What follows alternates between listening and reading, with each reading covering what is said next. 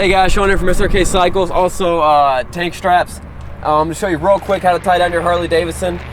We just brought this bike for about 60 miles. We use 2 tie down straps like we always do. These are tank straps. What we do is we run them along the lower fork tubes of these bikes, especially the Harley Davidsons. This is a very strong piece, and then the suspension gets to kind of bounce around as it wants to. You can see with two straps, I'm shaking the bike, it's moving the trailer and my truck. This thing's not going anywhere. Real quick, just to show you guys how we use these things. This is an endless strap. The ends of the straps are always the weakest point. So we would wrap one end around the trailer, wrap the other end around the truck.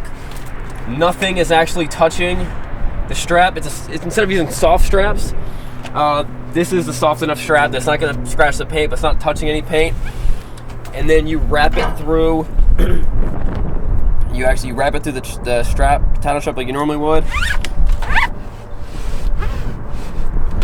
And then you just crank it down, making sure it's real nice and snug, and the bike's not going to go anywhere. We use 2 straps. If you feel more comfortable putting a strap around the back tire, just so it doesn't bounce around, that's fine. We've never had an issue with bikes bouncing around, but if you're real close to another bike, that might be a good idea. These straps are for sale on Amazon right now. Go check them out. Look in the link below. But this is how we transport this is a 2017 Harley Davidson Street Glide Special. It's a $20,000 bike.